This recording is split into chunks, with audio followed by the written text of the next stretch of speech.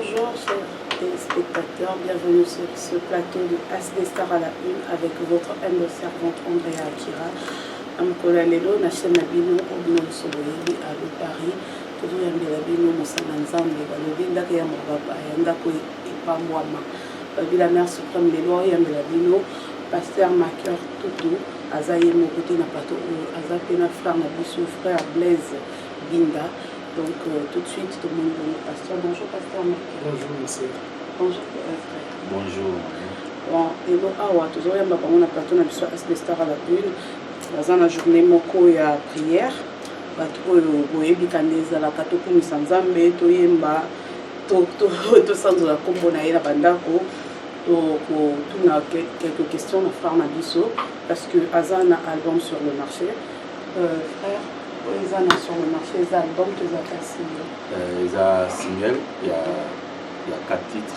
D'accord. Donc, on a autoproduction karaté, on a comme Exploit. Exploit, pourquoi Exploit? Ouais, ben Exploit, en fait, normalement, ceux qui ont dit quand c'est Exploit, parce que normalement, Bible les œufs Sabiso, tous ceux qui sont avec Dieu, en fait, ils feront des exploits. Donc, ils ont le papier.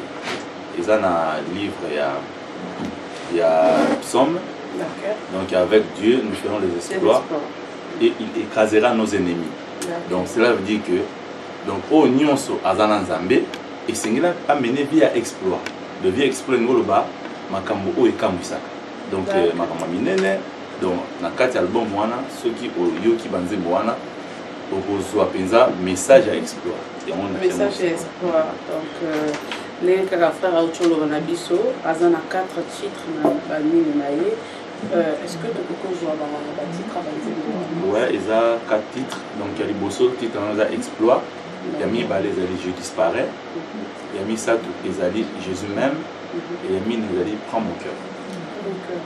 Pourquoi je disparais? Parce que bah, je disparais. Et ça, en fait, n'existe pas adoration, mais normalement. Adoration, ils ont rythme en zimboté, adoration, ils ont maluba ou musarala en zimboté. Pour na yuta anité, ma pour nzambe. En fait, je disparais, ils ont juste que nanga nazo yimaka en zimbo, que nana bunga, nzama mona. Donc cela veut dire que, donc, tant on a dans la présence naé, donc la ligne batuba refléter, donc vie nanga est reflétée plus image en zambé qui en a. De moment où je disparais, il y en a bunga nzama mona. Voilà. Est-ce que le frère Blaise Binda, est-ce que vous pouvez me dire sur moi au refrain? Il y a Je disparais. Peu importe la chanson. Ok. Bon, je disparais. Bien qu'il y ait un instrumenté. D'accord, c'est pas grave. Mais voici dans ta présence. Je dépose mon cœur devant ta face. Je suis saisi par ton esprit. Je suis là pour t'adorer, pour t'offrir ces chants inspirés qui me fait entrer dans ta divinité. Ces refrains qui résonnent dans mon cœur, agréable pour toi, Seigneur. Merci beaucoup. Et vous tellement bien. Merci frère Blaise Binda. J'espère que les fanatiques nayo, bandeko, basambela kanayo, baozelango, ça sera d'ici. Nanga fanatique nanga te. Bon, bandeko nyonso. Nanga fanatique te. Fanatique na bisto na star moko. Yesu. Donc en fait na oloba na batu nyonso oyo baninga okumisa nzambe, baninga ko adorer. Et puis non seulement kaka ba o baninga okumisa ye, na o ba ko kozala pe na besoin ya koyoka ta nzembo moko sala bango bien parce que nzembo nzambe eza pona mutu nyonso. Donc normalement ezaka pona ba baninga nzambe te, plus même na ba o baninga ka été. Parce que baninga ka été ne ko découvrir.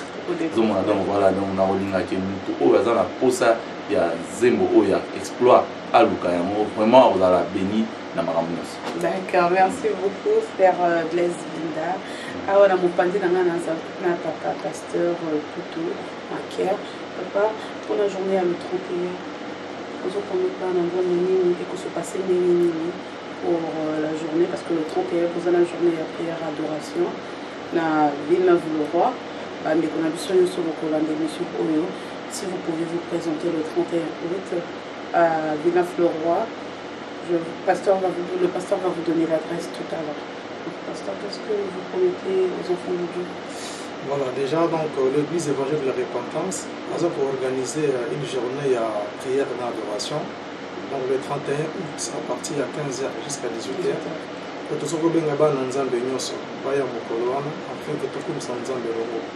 Vous savez, eza bato nzambe atombolaka bango, eza bato nzambe alingaka bango, parce que nzambe afandi na masanjoli. C'est très important toya biso bonso mokolo wana de façon que tokumisa nzambe ensemble. Oui, c'est vrai que dans quelques jours ça sera donc la rentrée scolaire, la rentrée misala, tout ça. Donc toya tobondela nzambe de façon que to dédier donc toute l'année à 2019 2020 na boka na nzambe, nzambe abatela bana biso, kola batela misala biso. Nzamba sont de façon que 4 mois en 2019 est-ce que monsieur pena kimia donc tu as pena ebeli tu as pena ebeli ko bon de l'ensemble et puis comme ça ensemble et mukolo wana tozana frère Blaise Binda ouais ils sont là et puis encore frère Emekano et puis voilà on a pasteur de Golngele capable ozala bana nzambe bo ratete ba le 31 août 2019, dans Villeneuve-le-Roi, dans 22 rue Honoré, Bruxelles, salle des armées de Victoire. Donc, bâtiment sur Oebakoloyaka plus facilement aux 8 RERD, Bokitina, arrêt Villeneuve-Saint-Georges. Et à partir de Villeneuve-Saint-Georges, vous pouvez prendre le bus 3 ou le bus 8. Après, Bokitina, deuxième arrêt, na Raoul des Ladres. D'accord. Donc, bandeko, vraiment, tous ça appel au yoko na ba ensemble. Aux alawana journée il y a le 31 août pour comment on a bassin ensemble. Le frère Blaise Binda, le frère Emekano, pasteur Makartutu et l'autre pasteur. Begol Ngeleka. Ouais, voilà. Le pasteur Begol Ngeleka. Donc, on vous appelle nombreux.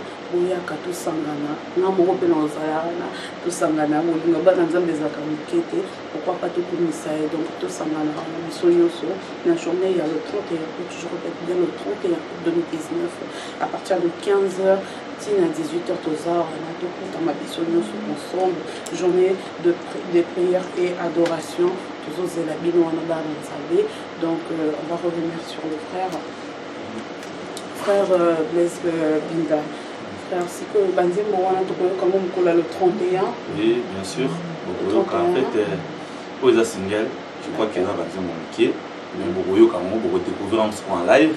Et à part wana to yemba pe banzembo ebele oyo nyose me bana nzambe na présence ya yemo nzambe et ndenge na auto nazolo ba toujours que boya parce que vous avez la journée moko et botika la na barchi bakolo donc mokolo wana et vous avez la journée oyo et botika la pe na ba mémoire na biso yango nalingaki ko beta société que ce que vous avez na mutu oyo azana place ko kendete mais mai à vous à la désuté. Voilà. Ok, appelle la belle Nzambe Yangoana, papa pasteur Makartutu, papa, si côté il y a journée on est aux amis, on a ban Nzambe baye baké quand même bazoya ka église, donc il y a journée il y a prière adoration, c'est quoi le thème? Le thème, ça dit l'adoration à l'Éternel. D'accord, l'adoration à l'Éternel. Adoration à l'Éternel. Et en tout monde Rosana ba yembi, balanga nzembo. Donc, pour c'est tout ce que je tenais à vous informer. Donc, comme ça, on vous attend le 31 août 2019. Merci à toutes les personnes qui nous ont suivis. Là, c'était bien Andrea Akira, le frère Kolubamomoko. Ouais, on a reçu qui ça, la zope sera en beauté. Et puis, on appelle, on a monté au Union so, à l'Indaka, pour qu'on s'en zambe. On a monté ata. Ceux qui ont la message et que pour ces pays, mon colonna au Kun Sanzamé Nayo, Yaka, comment on s'en bien, ça à 3h, pour 15h, 18h, et ça à 3h, à 3h, il faut changer ma bébé na vie Nayo, 3h, et pour quitter comme maman Kambasika na vie Nayo, mon côté à le Bakaza na problème, on a un problème, ce qui nous longtemps, et na 3h, il y a une solution Nayo et Vandiwana.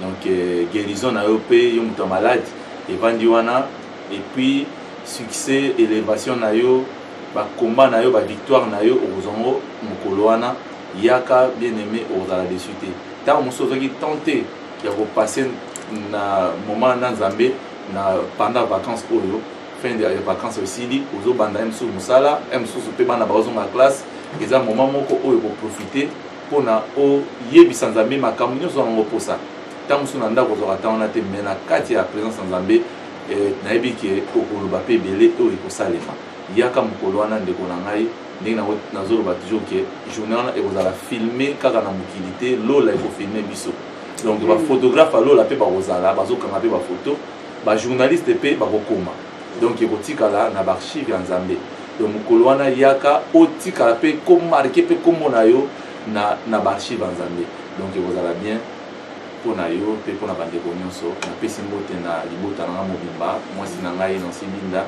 bana na ngai Pasteur Séraphin, Pasteur de Gaulle, et na pesi mbote pe na basa na nzalo papa Cyprien, papa Corneille, et baninga na nga toyemaka na bango, frère Diego, et na bosanité frère Chris, Fiston, baseur na ngai, Rose, Eunice, sœur Nadège, sœur Nadège na sœur Rachel, sœur Sarah, kolo pambola bino bino bozanga pete mokolo na assure pour te kumisa Nzambe na biso. Pasteur Makia Tutu, un mot de la fête. On a ban en Zambie, et à journal le 31, et à journal le 31, pardon, et un mot de la fête pour les enfants. D'accord, donc le mot c'est quoi? Donc, Zobenga ban en Zambie, nyonso baya mokolo wana sans exception. Et alors, Sambelaka, l'église Moko Songolo Tompakala, c'est-à-dire journée d'adoration, ce n'est pas une journée pour l'église, c'est vraiment la repentance. Mais c'est une journée d'adoration pour tous les chrétiens. Vous avez chrétiens, vous avez non-chrétiens, et yaka toku misanzambe ensemble. Parce que pendant l'adoration, Dieu est capable à bakiselo kwa sikana vina yo, nzamba sa capable à quelque chose que tout nous savons vino pendant beaucoup de temps dans Mokoloana. C'est-à-dire, nous invitons tout le monde à venir le 31 août 2019 à partir de 15h pour adorer notre Seigneur Jésus-Christ. Que Dieu vous bénisse. Ok, merci beaucoup. Là, c'était dit Andrea Akira. Je salue comme ça ma maman, Valerie, Maman Solution, Tracy Toukas, Dina Akira, Mpiokolo, Rosalia, Elise Moubenga, Bettina Maï. Donc, c'était comme ça, Yaya. La maman de Laura, elle, je vois comme ça, Émile. Je salue Sandra Bouka. Je salue toutes les personnes qui nous ont suivis. Je dis merci et je vous retrouve à la prochaine. Au revoir.